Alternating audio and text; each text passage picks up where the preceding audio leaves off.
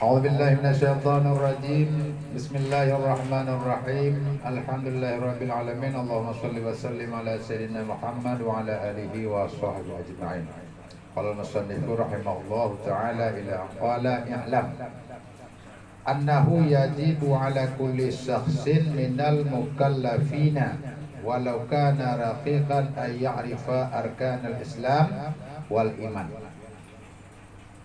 Ketahui olehmu bahwasanya wajib atas tiap-tiap seorang daripada mukallaf, dan jikalau ada ia sahaya orang sekalipun, bahwa diketahui ia akan rukun Islam dan iman.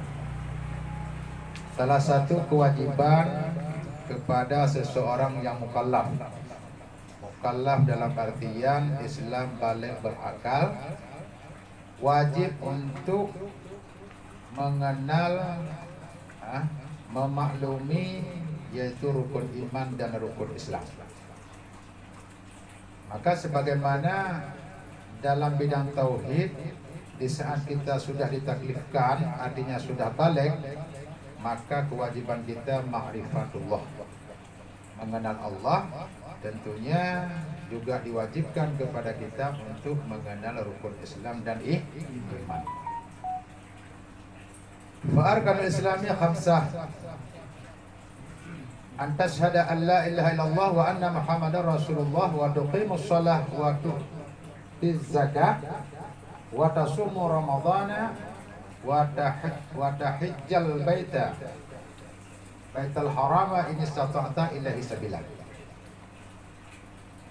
Maka bermula rukun Islam 5 perkara, yaitu bahwa naik saksi engkau bahwa tiada Tuhan yang disembahkan dengan sebenar-benarnya melainkan Allah, dan bahwa Nabi Muhammad pesuruh Allah, dan engkau mendirikan sembahyang, dan engkau memberi zakat, dan engkau puasa Ramadan, dan engkau haji akan Baitullah Haram jika kuasa engkau berjalan kepadanya.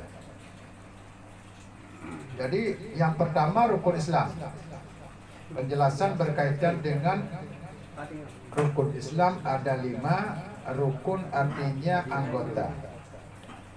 Arkan merupakan dasar daripada sesuatu, ataupun kalau bahasa kita bahagian daripada sesuatu.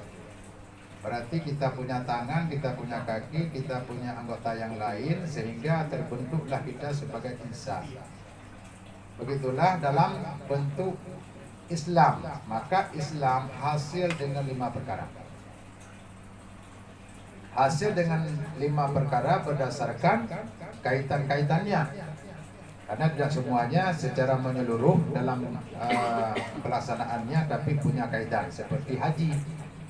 Haji tentunya ada kaitannya dengan mampu. Kalau tidak mampu tentunya tidak merupakan satu kewajiban. Kalau salat, maka dengan semata-mata kita ditaklifkan, diberatkan hukum, maka kita wajib melaksanakan. Kalau memang tidak mampu pada kali pertama dengan sempurna, tentunya kita harus mendalamkan ilmu dalam berbuat, adapun dalam pelaksanaan salat.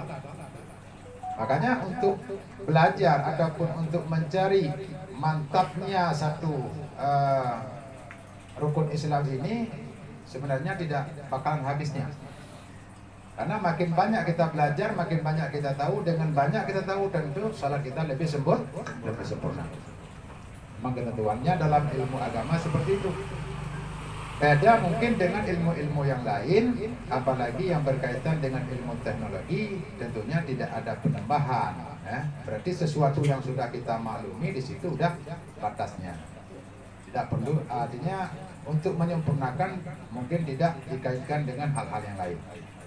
Maka bertolak belakanglah antara 2 hal, kaitan dengan teknologi ataupun ilmu duniawi dengan ilmu akhirat ataupun ilmu agama. Maka arkan yang itu bahagian daripada terjadinya Islam harus lengkap sempurna dengan 5 perkara. Pertama, antashhada, engkau bersaksi tidak ada Tuhan yang disembah kecuali Allah. Asyhadu an la ilaha illallah kalau kita artikan alla ilaha ma'bud bil haq illallah. Tidak ada Tuhan yang disembahkan dengan sebenarnya kecuali Allah. Itu yang pertama. Kemudian wa anna Muhammadar Rasulullah, sesungguhnya Muhammad itu Rasulullah, utusan Allah. Bagi siapa yang membaca dua kalimat syahadah, berarti dia sudah punya satu bahagian daripada anggota Islam. Sempurna belum? Maka kalau misalkan ada orang yang dari non-muslim masuk ke Islam dengan mengucapkan dua kalimat syahadah ini, sudah dianggap dia itu orang Islam. Cuma kesempurnaan Islam bagi orang itu belum tentu. Kenapa? Karena belum lengkap dengan 5 perkara. Kemudian yang kedua, wa tuqimus shalah, engkau dirikan sembahyang. Makanya perihal sembahyang ini salah satu ibadah.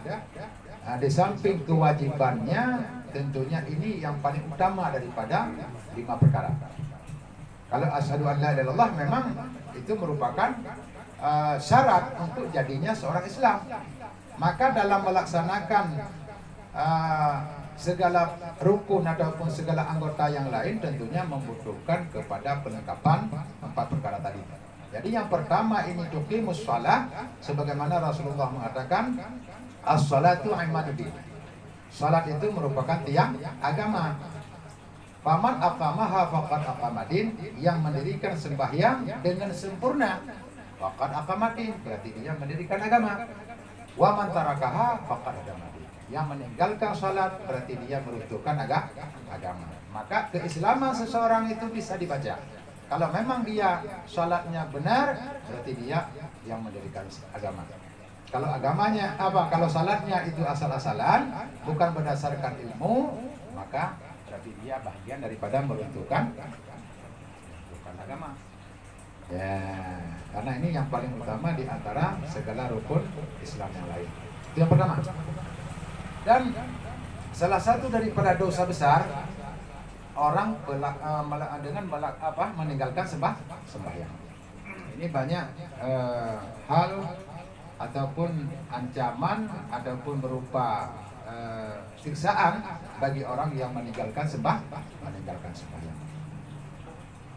Yang perlu saya katakan bahwa perihal sholat ini jangan dianggap enteng. Kalau kita lihat pelaksanaannya ada kaitannya dengan waktu. Menjaga sholat dalam waktu itu lebih diutamakan. Berarti kalau kita lewatkan dari waktu, tentunya beda nilai daripada Allah kalau kita laksanakan dalam waktu. Dan dipikir sama hari ini ada sembahyang lawan tengah dua, yang sama fadilahnya. Memang sama-sama menggugurkan kewajiban, itu iya. Tapi dari segi nilai dari Allah sangat jauh bagi orang yang melaksanakan sholat dalam waktu dengan pelaksanaan sholat di luar waktu. Jadi kadang-kadang kita merasa anggap enteng mungkin dengan sholat ini, sehingga kita kumpulkan 5 waktu itu pada waktu isya. Kalau siangnya mungkin ada kesibukan, apalagi ada malas-malasan, sehingga malamnya kita kumpulkan bagaikan orang sholat tarawih. Subuh juga malam, zuhur malam, asar malam, maghrib malam, isya memang sudah di waktunya. Jadi untuk sehari cuma 1 sholat malam, 4-nya qadha. Jadi kalau sholat dengan bentuk qadha sah. Ini yang problemnya, kita mendapatkan dosa dengan sebab mengeluarkan waktu sholat daripada waktu, mengeluarkan sholat daripada waktunya. Ini yang menjadi masalah. Apalagi dalam bentuk sengaja. Maka kalau orang mengingkari wajib, kufur. Kalau orang mengingkari malasnya salat bukan karena mengingkar wajib, itu dosa besar. Dosa besar. Kalau selalu dalam mengeluarkan pelaksanaan salat daripada waktunya, lama-lama jadi dosa besar. Kalau untuk satu kali, dua kali itu masih dianggap dosa kecil. Maka kalau udah sering mengeluarkan sembahyang daripada waktunya, apalagi dengan sengaja, itu bagian daripada dosa besar. Maka kalau kita bicarakan berkaitan dengan rukun yang pertama daripada rukun Islam, tentunya banyak sekali yang perlu untuk kita ketahui demi untuk kesempurnaan salat kita dalam waktu ataupun dalam bentuk ibadah yang pertama. Kemudian yang kedua, wa tuqimus shalah wa tu'tiz zakah. Wa tu'tiz zakah dalam hadis yang lain disebutkan duluan waktu sumur Ramadan, kemudian baru waktu zakah. Memang itu nggak ada masalah. Yang maksud dalam hadis ini adalah satu kewajiban waktu zakah, waktu sumur Ramadan, kemudian engkau puasa Ramadan, engkau menunaikan zakat. Karena ini dua ibadah yang wajib untuk kita laksanakan, wajib tahunan dan wajib dengan sebab kita punya waktu zakah wajib di saat kita sampai kepada nisab, artinya pada batas kita punya dagang yang tertentu, artinya punya nisab lah waktu zakah, maka pada saat itu wajib kita untuk mengeluarkan zakat. Waktu sumur Ramadan, kemudian puasa Ramadan setahun sekali yang kita laksanakan pada bulan Ramadan. Kemudian wa tahujjul baitul haram, haji ke Baitul Haram ini stata'ta ilaihi sabila, jika engkau sanggup untuk berjalan ke sana. Maka rukun yang kelima ini ada kaitannya kepada kemampuan. Haji terkumpul 3 ibadah: ibadah hati, ibadah anggota, dan ibadah harta. Ketiga-tiganya harus ada. Kalau kita punya hati yang bersih untuk melaksanakan haji, kemudian sanggup, tapi kita tidak ada harta, tentunya tidak bisa kita melaksanakannya. Ya. Kemudian pelaksanaan haji, kewajibannya juga ada kaitannya secara batiniah, yaitu dengan panggilan. Belum tentu orang yang kaya, tapi dia bisa melaksanakan haji kalau nggak ada panggilan. Ya. Itu tahun berapa itu kemarin itu Ayu Ting orang tuanya mau berangkat haji tapi nggak sempat ya. Itu kalau kita kembali kepada hakikat mungkin itu belum ada panggilan. Paham kan? Ya. Berarti itulah rukun Islam 5 perkara. Kemudian wa arkanul imani sittatun. Rukun iman itu 6. Antu'mina billah wa malaikatihi wa kutubihi wa rusulihi wal yaumil akhir wa bil qadari khairihi wa syarrihi. Dan rukun iman itu 6 perkara, yaitu bahwa engkau percaya akan Allah dan segala malaikatnya dan segala kitabnya dan segala rasulnya dan hari yang kemudian, dan dengan qadar kebajikannya dan kejahatannya. Kemudian perkara yang kedua iman. Yang pertama Islam. Yang kedua iman. Islam bisa kita simpulkan adalah bahagian daripada perbuatan zahiriyah. Kalau iman ini adalah perbuatan batiniyah, yaitu hati yang berbicara. Maka ada orang yang pura-pura beriman pun mungkin kita bisa percaya, padahal dia bukan orang beriman. Kalau dari segi imannya beda dengan Islamnya. Kalau Islam, orang melaksanakan rukun Islam berarti dia Islam. Tapi kalau iman, dia belum tahu, belum kita yakin kalau dia mengatakan iman bahwa dia itu orang beriman. Bisa-bisa dia pura-pura beriman. Ini banyak sekali kejadian, apalagi pada masa baginda Rasulullah SAW, al-munafiq, yang mereka mengatakan di depan baginda Rasulullah dengan beriman kepada Rasulullah, tapi di belakangnya tidak. Jadi rukun iman ada 6. Yang pertama tu'minu billah, engkau beriman dengan Allah. Berarti hati kita mengikatkan, meyakini dengan adanya Allah. Itu namanya iman. Jadi kalau bicara masalah iman tentunya punya rukun juga. Iman timbul yaitu dengan yang pertama saksi, artinya kita bersyahadah tadi. Yang kedua menjazamkan dengan seyakin-yakinnya, maka lahirlah iman. Maka di antara Islam dengan iman ini saling ada kaitannya. Jadi orang itulah, kalau dari sudut pandang iman, mungkin karena dalam hati kita bisa menilai kalau orang itu bisa beriman ataupun tidaknya. Kalau perbuatan lahiriah yang berkaitan dengan Islam, tentunya kita bisa melihatnya. Maka antara iman dan Islam ini saling ada kaitannya. Perlu kita mengetahui secara mendalam kepada seseorang itu lengkap kepada dua perkara ini, yaitu melalui rukunnya. Sebagaimana para ulama mengatakan dasar iman tidak lebih tidak kurang. Dasar iman tidak lebih dan tidak kurang, sama. Dari mana dapat kita lihat kalau seorang itu memang kuat ataupun tidaknya iman? Maka itulah yang timbul daripada keislamannya dengan pelaksanaan sholatnya, puasanya, zakatnya. Berarti baru kita memahami kalau dia itu imannya kuat. Karena dasarnya seperti saya bilang tadi, iman perbuatan hati ataupun perbuatan keyakinan dan i'tikad, sedangkan Islam ini perbuatan lahir. Yang pertama, kita meyakinkan, mengimani tentang adanya Allah. Itu juga bukan hanya sekedar hati kita meyakinkan, kalau tidak terwujudnya syarat dan rukun dalam keyakinan kita kepada Allah. Harus kita pahami sifatnya. Kita beriman kepada Allah tidak lengkap.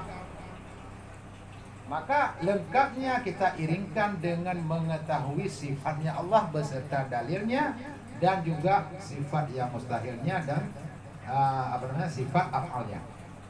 Baru kita dinamakan dengan mengenal ataupun kita meyakini adanya Allah.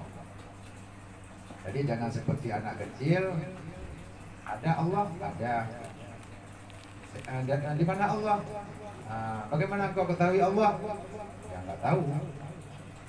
Jadi pokoknya iman, Allah itu ada. Beriman, yakin saya kalau Allah itu ada, tapi sifatnya nggak pernah kita ketahui. Itu belum diterima sebagai orang yang beriman yang sempurna. Makanya kembalilah kepada ilmu yang kita miliki yang wajib, yang harus kita pelajari dan kita telusuri dan kita dalami, yaitu 3 ilmu. Yang pertama fiqh, yang kedua tauhid, yang ketiga tasawuf. Kalau bicara berkaitan dengan arkan iman, yaitu dengan kita beriman dengan Allah, i'tikad, keyakinan yang seyakin-yakinnya, kita dianggap orang beriman. Kemudian yang kedua wa malaikati, percaya kita kepada malaikat Allah. Malaikat dijadikan daripada nur, dan malaikat ini tidak bisa kita lihat dengan mata, dan malaikat ini adalah pesuruh Allah, artinya tidak pernah melanggar apa yang diperintahkan oleh Allah Subhanahu wa taala. Maka tugasnya malaikat ini banyak sekali. Kalau yang wajib kita ketahui, ada malaikat yang bawa hujan, ada malaikat yang pencabut nyawa, ada malaikat yang menanya mayat dalam kubur, kemudian pembawa wahyu dan segala macam. Kemudian wa kutubi, percaya kepada kitab. Kitab yang kita percaya bukan hanya satu Al-Quran, tapi segala kitab samawi dan suhuf itu semua wajib kita imani dan wajib kita percaya. Jadi kepada Nabi Allah Ibrahim alaihissalam, yaitu diberikan sebelas suhuf. Kemudian yang paling banyak yaitu kepada Nabi Syed. Nabi Syed sampai 50 suhuf diberikan suhuf oleh Allah Subhanahu wa taala, diturunkan. Ya, suhuf dalam bentuk pengajaran, tapi tidak berbentuk kitab. Ya, isinya adalah pengajaran juga, tapi tidak berbentuk kitab. Kalau Al-Quran setelah turun beberapa ayat, sehingga dijadikan sebagai sebuah kitab, ada susunan seperti ini. Ya, Al-Quran susunan seperti ini. Kalau suhuf itu berbentuk selebaran, kalau bahasa kita berbentuk selebaran. adapun satu qurrah. Nah, jadi sampai kepada Nabi Sid yang paling banyak diturunkan suhuf, yaitu sampai 50 suhuf. Kemudian yang utama adalah kitab. Kitab yang dimaksud di sini adalah kitab samawi yang diturunkan dari langit melalui Jibril alaihissalam. Yaitu ada 4 yang wajib kita kenal. Yang pertama Zabur, Taurat, Injil, Al-Quran. Itulah yang dimaksudkan dengan percaya kepada kitab. Karena percaya kepada kitab berarti kita percaya kepada yang menyuruhnya kitab, yaitu Allah Subhanahu wa Ta'ala. Wa rasulih, kemudian percaya kepada rasulnya, Rasulullah, yaitu yang menjadi rasul itu yang wajib adalah 25, mulai daripada Adam sampai kepada baginda Rasulullah Shallallahu Alaihi Wasallam. Sedangkan yang lain Nabi itu banyak sekali, sekali 2.4.124.000 itu yang menurut ada dalilnya dalam Al-Quran. Maka yang wajib untuk kita mengenal dan kita hafal dan kita ingat yaitu 25 para nabi dan sekaligus adalah rasul. Nabi sekaligus rasul, seperti Rasulullah, nabi dan rasul. Adam juga seperti itu, nabi sekaligus rasul. Jadi punya umat.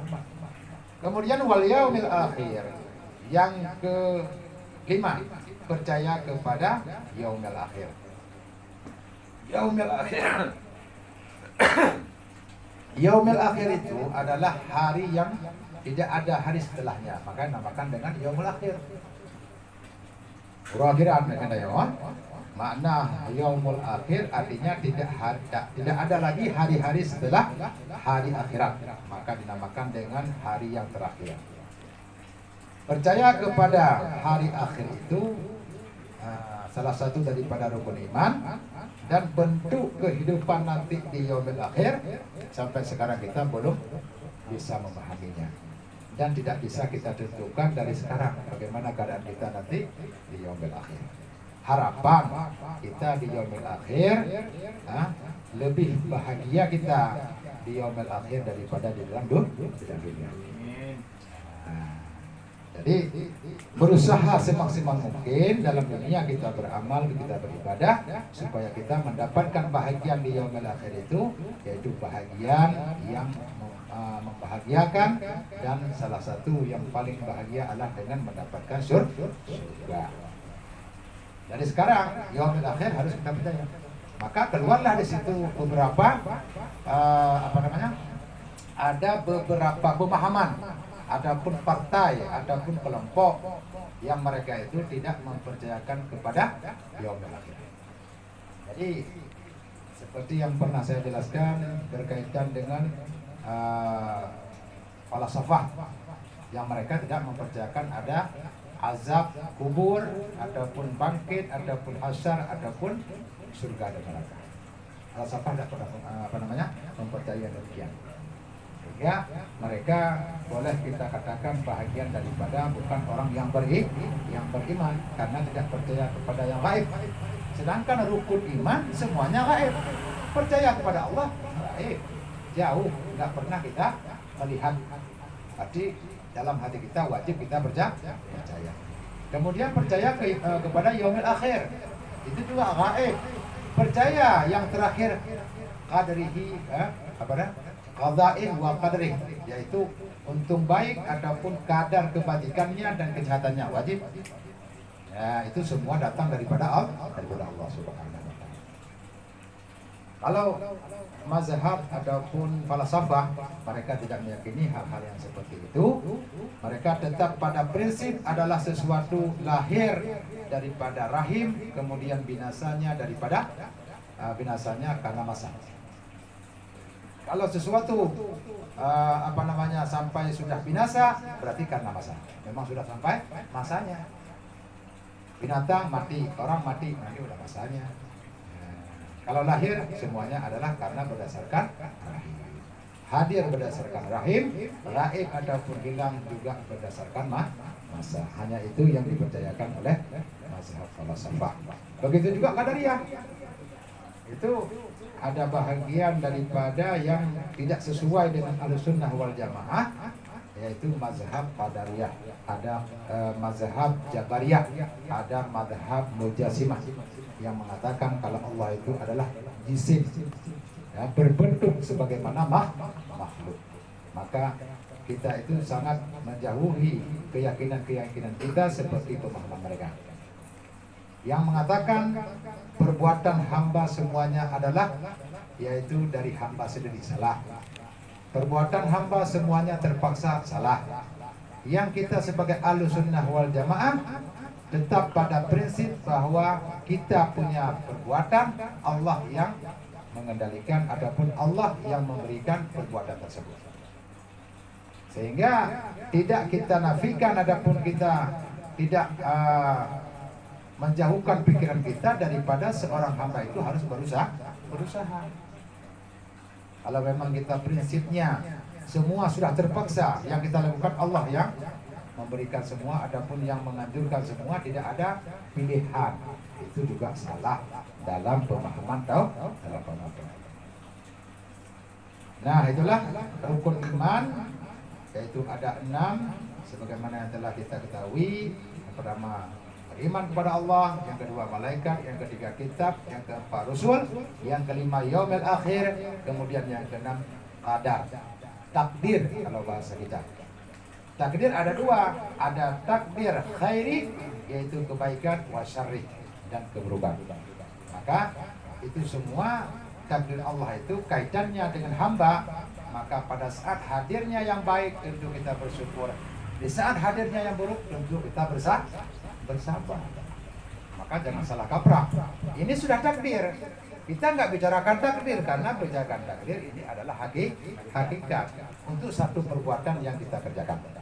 Kalau mentok pikiran, barulah kita kembali kepada takdir.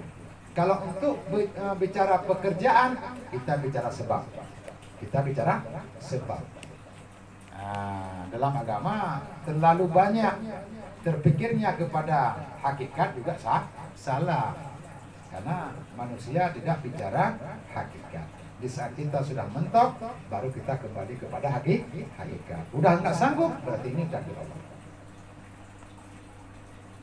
Paham kan?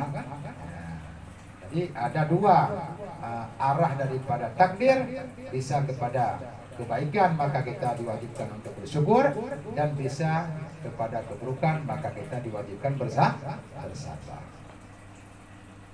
Ada bala, tentunya itu takdir Allah. Kalau kembali kepada hakikat. Cuma dalam menanggapi bala, bagaimana? Sabar. Kita dianjurkan untuk bersabar. Allah mengatakan diberikan bala bukan karena menghina, tapi ini adalah supaya kita diampunkan dosa. Maka jangan merasa kita risau ataupun merasa sedih dengan apa yang dicoba oleh Allah Subhanahu wa taala. Karena ketentuannya Allah dalam mengatakan wala nabluwannakum bisyai'in minal ju'i wal khawfi wal ju' wa naqsin minal amwali wal wasamarat wa basyiris sabirin. Ujungnya, maka berilah kabar gembira kepada orang-orang yang bersabar. Sudah paham? Insyaallah. Itu yang barusan sudah kita jelaskan, sudah kita baca, yaitu berkaitan 2 hal yang mendasar dalam kehidupan kita dalam beragama. Yang pertama iman, yang kedua Islam. Yang pertama Islam, yang kedua iman. Ya'lam. Dan wajib atasnya pula bahwa ia mengetahui akan aqaidil iman. Kemudian wajib juga kepada mukallafin yang sudah batasnya untuk menjalankan hukum agama, dia meyakini ataupun mengetahui akidah iman, dan yaitu segala sifat yang wajib bagi Allah Ta'ala dan yang mustahil atasnya dan yang harus pada haknya, dan segala sifat yang wajib bagi segala Rasul alaihi wassalatu wassalam dan yang mustahil atas mereka itu dan yang harus pada hak mereka itu. Seperti berkata Syekh Sanusi rahimahullah Ta'ala. Jadi yang intinya kita wajib untuk mengetahui aqaidul khamsin, akidah yang 50. 20 yang wajib, 20 mustahil, 1 yang harus. Jadi berapa? 41. Kemudian 4 yang wajib, 4 yang mustahil, 1 yang harus, jadi 50. dari 50. 9 tambah 41 jadinya 50. Kalau untuk matematik sekarang, kalau yang dulu nggak tahu. Sama juga. Matematiknya 9 tambah 41 jadinya 50. Dinamakan dengan aqidil khamsin. Ini intinya yang maksudnya wajib untuk kita ketahui. Maka kita bisa menilai diri kita sudah berapa persen daripada kewajiban ataupun akidah yang kita ketahui, yang kita alami sekarang, ataupun yang kita pahami sekarang. Ada nggak 10% daripada jumlah 50 akidah? Ataupun semuanya? Jangan yakinkan kalau kita bisa memahami sampai 50 itu. Mengenal nama mungkin, ya, tapi meyakini dengan akidah ataupun i'tikad kita sampai 50 itu tentunya ini membutuhkan waktu yang sangat lama. Kenapa? Bukan hanya sekedar menghafal nama, wujud, qidam, baqa, muqalafatul wali, qiyamu binafsi, wadani, yakun, iradah. Kalau itu anak kecil juga bisa. Tapi maksud daripada 20 ataupun sifat 20 itu yang dimaksudkan bagaimana, kemudian dalilnya apa, ini yang lama mungkin untuk kita kuasai. Tapi yakinkan kalau memang kita belum mengetahui, berarti kita masih dalam kelompok taklid. Berdasarkan Ibnu Arabi, taklid itu hukumnya tidak sah. Yang perlu kita untuk bergadang, belajar, kemudian kita capek mungkin, itulah karena untuk menghasilkan ataupun untuk mengumpulkan batas-batas yang harus kita jalani dalam agama. Dari segi syariat, dari segi etika, kita harus mantapkan supaya kita sah ibadah kepada Allah Subhanahu wa taala. Paham kan? Jadi ini jangan merasa kita sudah lengkap ataupun sudah sempurna. Masih banyak kekurangan yang perlu kita persiapkan untuk memantapkan iman dan keislaman kita kepada Allah Subhanahu wa taala. Maka i'lam annal hukmal aqli yanhasiru fi salasati aqsam. Ketahuilah sesungguhnya hukum akal tersimpan pada 3 perkara. Al-wujub wal istihalah wal jawad. Artinya ketahui olehmu bahwa hukum akli itu tersimpan ia pada 3 bahagian. Akal kita berbicara. Akal kita salah satu daripada bahagian yang wajib untuk kita pergunakan pada berbicara masalah tauhid. Bukan hanya sekedar hati, tapi pikiran kita juga harus jalan. Maka ulama mengatakan hukum akli, hukum akal itu ada pada 3 perkara: wajib, istihalah, mustahil, wal jawad, yaitu dan yang harus. Pertama wujub, kedua istihalah, dan ketiga jawad. Jawad artinya yang boleh. Maka bagaimana yang dimaksudkan? Adapun definisi daripada yang wajib dalam bidang tauhid, fal wajib ma la yatasawwaru fil aqli adamu, wal mustahilu ma la yatasawwaru fil aqli wujuduh, wal jaizu ma yasihu fil aqli wujuduh wa adamu. Maka makna wajib itu yaitu barang yang tiada terupa ataupun barang yang tiada diterima pada akal akan ketiadaannya. Maka pemahaman ataupun definisi daripada wajib, sesuatu menurut akal kita tidak boleh ada. Tidak boleh tidak, harus ada. Kalau menurut akal pikiran tidak diterima kalau itu tidak ada. Seperti contoh yang wajib pada Allah sifatnya wujud, qidam, baqa. Itu secara pikiran, kalau sifat ini enggak ada, maka akan mewakili kepada Allah itu tidak ada. Maka menurut pikiran yang dihukum oleh akal bahwa sifat 20 ini wajib, artinya harus ada pada Allah. Karena kalau tidak ada satu daripada 20 terpahami dengan pikiran kita kepada kekurangan, itulah namanya wajib. Kemudian mustahil artinya sesuatu yang tidak diterima oleh pikiran kepada adanya. Kalau ada pada Allah, itu tidak diterima oleh pikiran. Seperti contoh Adam.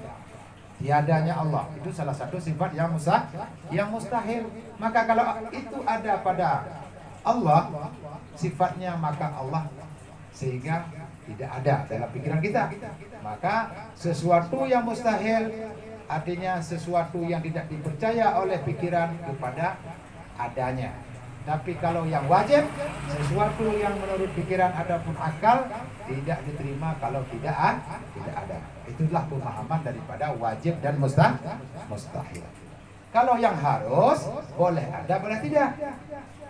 Secara hukum akal, secara hukum pikiran, boleh ada, boleh tidak. Ini kenapa dibicarakan mengenai hukum akal, sebagaimana yang telah dijelaskan tadi, bahwa memang akal sangat mendasar, merupakan satu bahagian daripada yang kita pergunakan dalam memahami adapun dalam mengimani bidang tauhid adapun kepada Allah Subhanahu wa taala.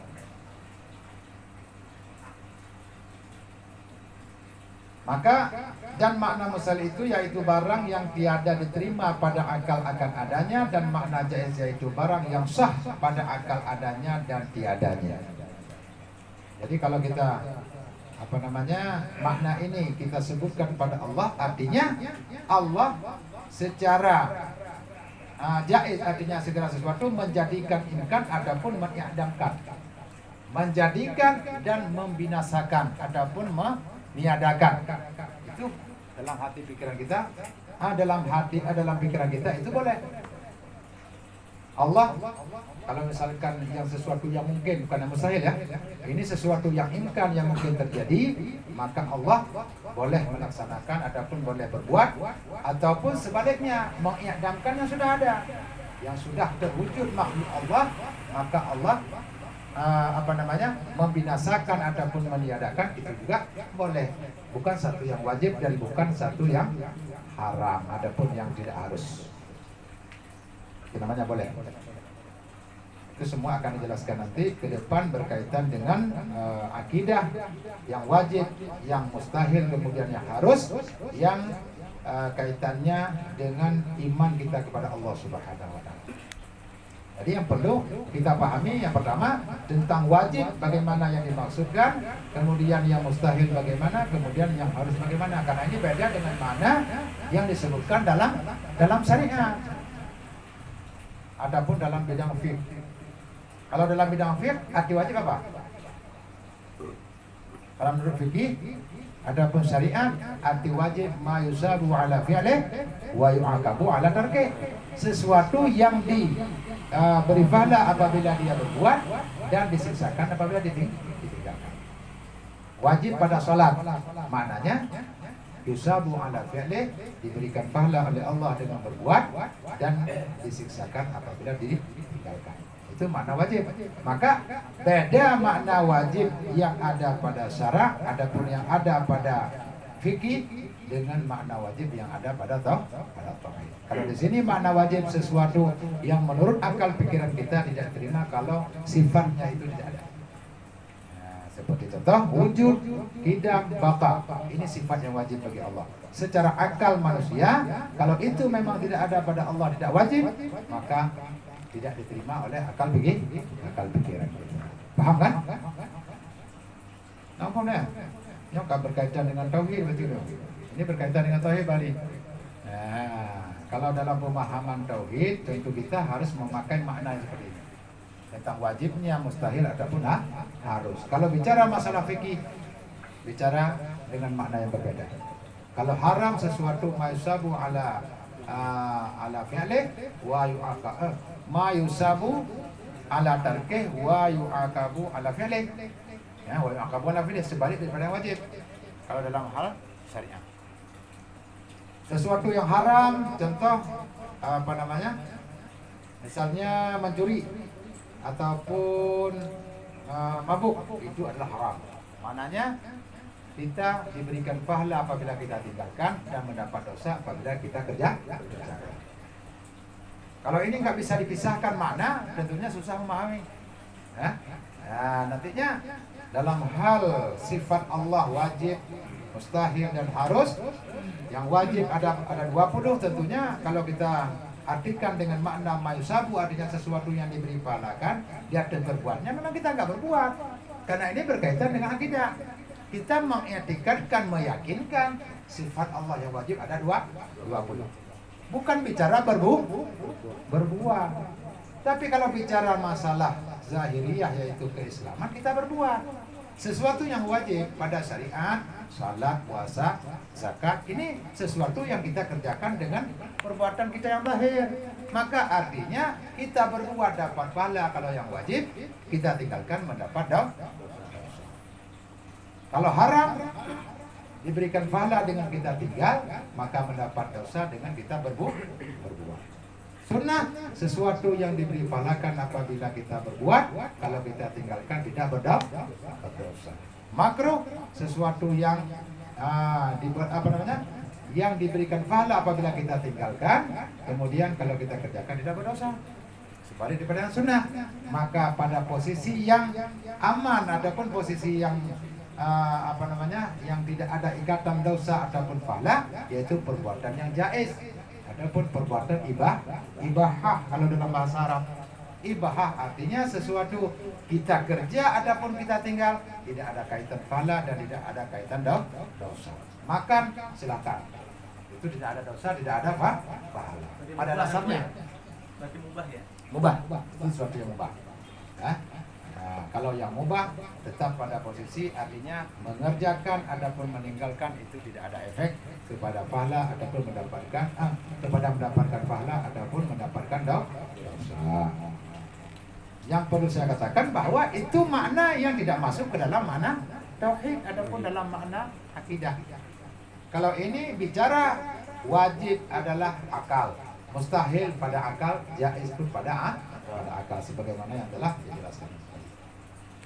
Ini yang penting bisa dipahami arti dan makna daripada 3 bahagian ini. Kemudian nanti baru kita masuki dalam yang wajib, sifat Allah yang wajib pada Allah. Itu artinya sesuatu yang menurut pikiran kita tidak boleh jauh, adapun tidak boleh tidak ada pada Allah Subhanahu wa ta'ala. Wajibu ala kulli mukallafin syar'an ay'arifa ma yajibu fi haqqi maulana jalla wa azza wa ma yastahilu wa ma yajuzu wa kadha yajibu alaihi ay'arifa misla dhalik fi haqqi rasuli alaihi wassalatu wassalam. Dan wajib atas zat yang mukallaf pada syarak bahwa mengenal barang yang wajib bagi zat Tuhan kita jalla wa azza, dan barang yang mustahil dan barang yang harus, dan demikian lagi wajib atas zat yang mukallaf bahwa mengetahuinya akan barang wajib bagi zat sekalian, nabi yang mursal, dan barang yang mustahil atas mereka itu dan yang harus bagi mereka itu alaihi wassalatu wassalam. Sebagaimana wajib kita mengenal sesuatu sifat yang ada pada Allah yang wajib, mustahil dan yang harus, begitu juga wajib untuk kita kenal memakluminya, yaitu pada Rasul. Wajib. Maka kalau memang kita nggak belajar, ini baru maknanya berdosa. Kalau nggak kita kenal, adapun tidak kita menghafal, adapun tidak mendalami tentang akaid khamsin, sifat yang 50, baru kita dianggap berdosa. Itu baru maknanya makna syara'. Tapi kalau dari segi pemahaman masih kita berpegang kepada makna wajib, yaitu ma la yaswaru fi aqli wujuduh, tidak diterima oleh akal pikiran itu kepada tidak adanya. Jadi wajib juga kita mengenal pada Rasulullah, yaitu pada Rasul ada 9, wajibnya 4, mustahilnya 4, 1 juga yang harus, yaitu pada hak Rasul. Kalau di sini banyak juga disebutkan barang wajib, barang mustahil, barang yang harus. Maka di saat kita mendengar barang, kita ingat ke toko, ada barang. Beda, artinya bukan barang di toko. Ini barang wajib, artinya bahagian daripada yang wajib untuk kita kenal. Bukan mana di barang artinya sembako yang kita ingat. Ini udah paham dulu.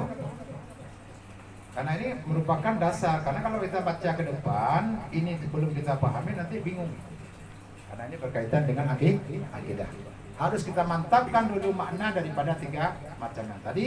Artinya wajib, mustahil, dan harus. Kalau memang belum paham, silakan bertanya. Juang gua. Langsung Otakkeun wajib bagi zat sekalian nabi. Ya. Berarti ke Nabi Muhammad mentang yang perlu Ya. beri. Bukan terkhusus kepada Nabi kita Muhammad SAW yang dimaksudkan sekalian Nabi. Ya. Sekalian Nabi juga bukan 25 yang wajib kita hafal. Berarti kepada minimal 124.000 Nabi. Dan Rasul alaihi. Berarti dari urungan mandum beda-beda. Beda apa? Beda-beda sifat. Sama, secara menyeluruh sifat umumnya itu sama. Yang wajib tetap 4, mustahil 4, 1 yang harus. Walaupun orangnya beda-beda. Berarti dari Nabi Muhammad kadah ke Nabi lain berarti lagi yang Ya, artinya yakini kita kepada sifat seperti siddiq, benar. Maka semua Nabi benar. Ya, maka kita yakini Nabi yang diutuskan ataupun yang diperintahkan oleh Allah untuk membawa syariat itu semuanya bersifat dengan siddiq. Siddiq, fatanah, tablek, Sidik siddiq, amanah, tablek, fatanah. Ini 4 sifat yang wajib pada Nabi. Maka dengan kita memahami 4 sifat ini semua Nabi yang diutuskan itu sudah bahagian daripada 4 sifat yang wajib. Nah, kalau sudah paham makna ini baru kita bisa membaca adapun melanjutkan dengan penjelasan berkaitan sifat yang wajib bagi Allah itu 20. Kalau saya kemauannya ini sifat 20 karena ini langsung kita dapatkan ataupun langsung kita masuki dalam bab sifat yang 20. Jangan kita lewatkan sebelum kita bisa menghafal. Karena kalau kita tunggu untuk ke depan pembahasan berkaitan dengan sifat ini masih lama mungkin. Nah, kita ganti kitab baru ketemu lagi. Tapi ini kita sudah berada pada bab sifat Allah. Itu sifat khamsin, adapun akaidul khamsin ini harus betul-betul kita dalam mendengar sekaligus kita menghafal.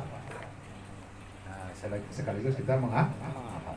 Maka cara hafalnya itu sebenarnya ada kita hafal sekalian.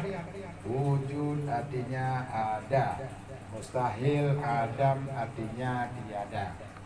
Dalilnya Allahul ladzi khalaqas samawati wal arda wa ma bainahuma. Segitu aja dalam satu sifat. Nah, segitu aja kita hafal. Kemudian baru kita jelaskan bagaimana yang dimaksudkan dengan wujud dan bagaimana yang dimaksudkan dengan adam. Buktinya ini bagaimana arah menunjuki kepada sifat wajib Allah Subhanahu wa taala. Kalau setuju. Setuju enggak? Masih 2 orang. Setuju. Ya. Insya Allah untuk menjauhkan kita daripada bahagia taklid, ya, kita harus benar-benar menguasai diri kita tentang akidah khamsin. Harus benar-benar kita pahami supaya kita dijauhkan oleh Allah daripada taklid. Karena sangat kita khawatir sebagaimana katanya Ibnu Arabi, kita kalau masih dalam bidang taklid iman kita tidak sah. Bukan tidak sempurna. Ini bicaranya kalimat tidak sah. Fala yasihu imanu, maka tidak sahlah iman. Kita sudah umur ada yang 20, ada yang 25, ada yang masih 15 tahun. Nah, ini berkaitan dengan akidah aja belum kita pahami. Maka kita khawatirkan kalau kita berada pada posisi taklid, kita tidak diterima iman oleh Allah Subhanahu wa taala. A'udzubillah. Maka kalau memang kita belajar, walaupun belum memahami sepenuhnya, tapi kita sudah masuk dalam memperlengkapkan diri ataupun menyempurnakan diri dengan akidah. Taruhlah satu saat kita ini Kita sampai janji dengan Allah, kita pulang kepada Allah, kita belum menyempurnakan iman, tapi kita sudah lunas, ya, karena kita mau belajar. Kalau orang tidak mau belajar, ya sama sekali tidak ada iman, tidak ada kemauan untuk belajar, juga tidak ada kemauan untuk menyempurnakan keimanan. Ada yang pertanyaan lagi? Ya? Taklid mengikuti perkataan orang lain, itu namanya taklid. Mengikuti perkataan orang lain. Lau kusitu kat'an la urajeh. Ini taklid yang agak lumayan bagusnya. Tapi kalau hanya sekedar taklid, datang orang, kemudian meragukan, langsung ragu, kemudian langsung hilang imannya, itu namanya iman yang sangat dhaif, adapun dinamakan dengan orang taklid yang tidak ada prinsip. Maka sebagian ulama mengatakan begini, kalau memang prinsip kita kuat, datang orang dari tempat yang jauh, kemudian dia mengajari tentang masalah tauhid, dan yang diajarinya juga benar, kita ikuti. Ada datang orang meragukan, tetap kita pada prinsip nggak mau membalikkan ataupun tidak mau kita menjauhkan akidah kita daripada sebagaimana yang disampaikan. Itu namanya punya prinsip. Itu masih ada sebagian orang mengatakan sah. Tapi kan kita bukan cari sah doang, tapi juga kalau bisa kita menyempurnakan iman, bukan hanya sekedar sah ataupun tidak sah. Untuk mencari sah saja susah, apalagi mencari kesempurnaan. Karena sempurnanya iman berdasarkan amal dan ibadah, berdasarkan kita melaksanakan syariat. Salat beres, puasa beres, zakat beres, haji beres, segala macam beres, baru kita sempurna, baru kita kuat dalam iman.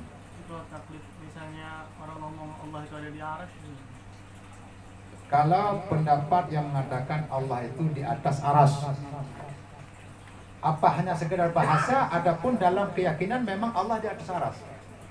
Kalau memang kita meyakini Allah di atas aras, salah.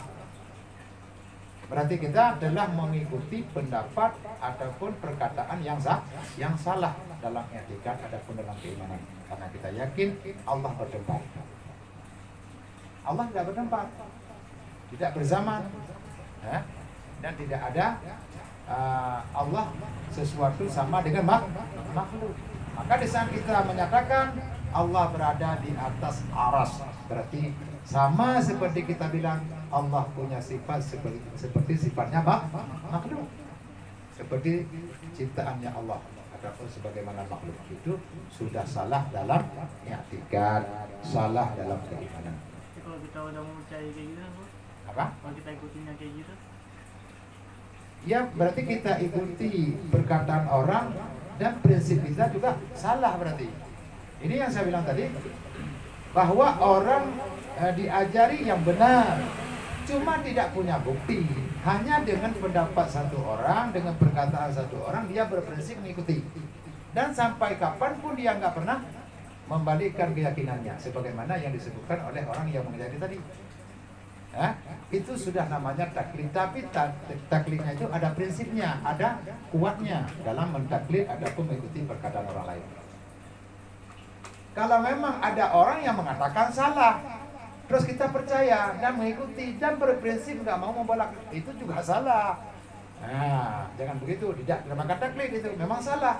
Perkataan yang salah, mengikuti yang salah. Beda.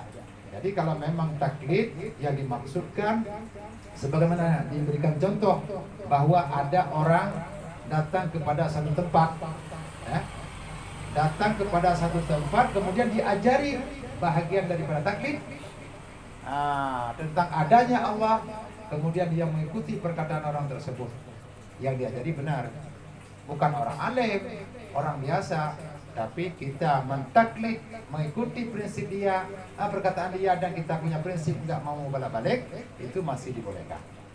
Tapi kalau kita diberikan sesuatu yang salah dalam pemahaman tauhid, adapun dalam keimanan kita ngikutin, kemudian nggak mau kita balik, itu adalah prinsip yang salah.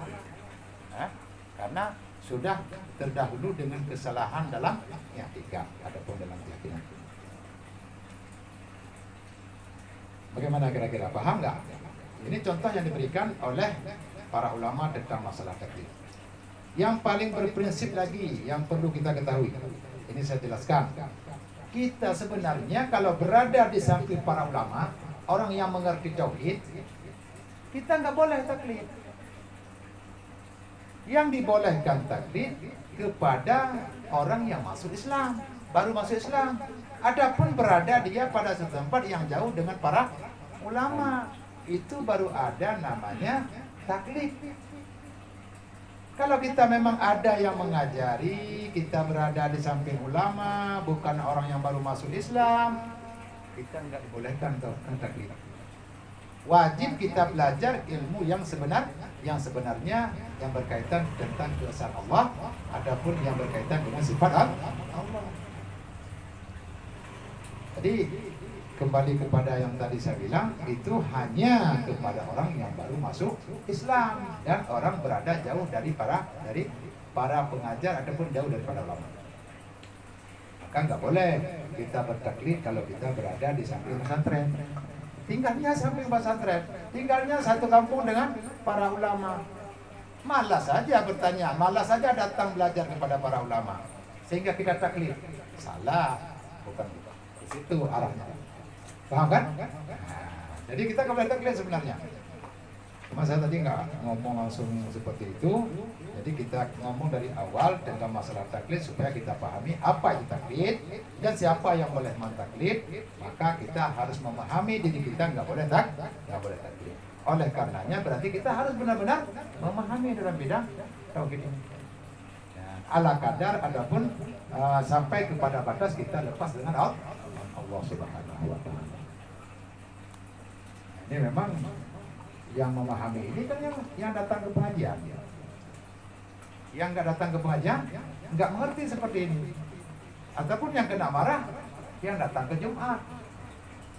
Yang kena marah terus itu yang datang Jumat. Yang nggak datang ke masjid melaksanakan Jumat nggak tahu kalau hatinya itu marah. Itulah kita mengaji. Di saat kita mengaji itu kita akan merasa berat dengan apa yang kita belajar. Tapi orang yang nggak datang mau ngaji nggak merasa berat kan? Tapi yakinkan kita tetap pada posisi yang sudah sudah mampu ataupun sudah punya perubahan kita dalam kehidupan beragama daripada orang yang tidak datang kepada majelis, sehingga hal-hal yang seperti ini nggak pernah mengerti. Nah, dia padai dirinya dengan kejahilan ataupun dengan tidak mampu dalam bertauhid. Itu yang sangat berbahaya. Paham kan? Maka kalau kita sudah berada di majelis, kita belajar ilmu agama baik yang berkaitan dengan syariat, tauhid ataupun tasawuf, kita sudah masuk dalam bab memperbaiki diri ataupun mencari kesempurnaan dalam kita beragama, dalam pemahaman.